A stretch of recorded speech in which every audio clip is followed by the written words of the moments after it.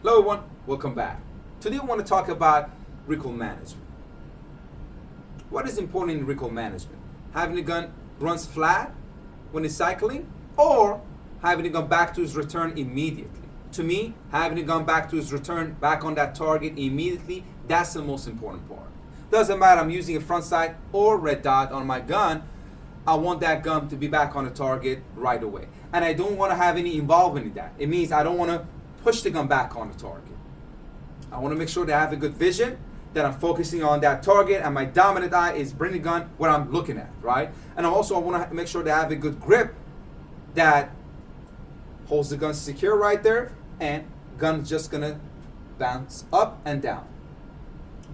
With the grip, we need a good leverage. It means high grip on the frame of the pistol, no gap between hands. When it comes down to grip pressure, there is no exact answer for it because everybody has different size of hands and different capacity of how much pressure they can apply with their hands. And it also depends on what type of gun you're shooting. Subcompact, full size, they all have different recoil impulse, right? You have to train with your gun to have a better understanding of that recoil impulse, then you put the right amount of input in that gun.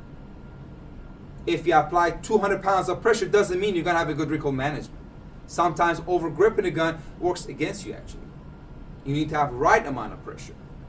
Some of the basic rules are dominant hand, firm grip. What's the firm grip?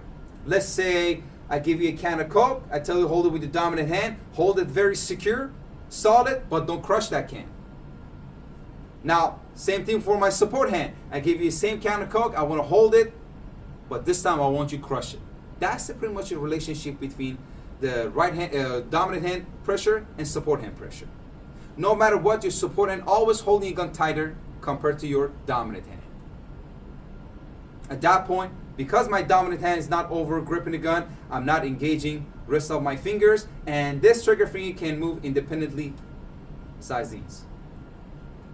Okay, I'm gonna demonstrate a couple things here. First, I'm gonna have my gun out, and I'm gonna have I'm barely holding a gun right now.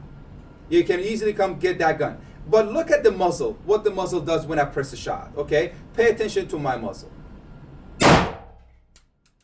What you see, the gun is going up and down, but that's a very slow return. And I also lost my dot. That's not the recoil management I'm looking for.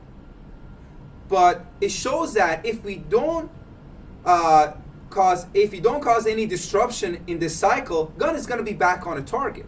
Now, second demonstration, if I choke the gun 100% to the point that the gun is shaking, right? When I break the shot, look what muzzle does. My muzzle stays up. I lost my dot completely because that over gripping actually worked against me. Now, what people do in that moment, they try to do this. But with right amount of pressure that I'm putting on this gun, my dot is going to be back to its return. And as long as I'm not causing any disruption, my round's going to go exactly where I'm aiming at. You want to make sure that you stop fighting a gun. You want to use forms and techniques. At that point, you can get your shots exactly where you want it. I'm going to demonstrate some of the shots over there, and I see you guys around for more training.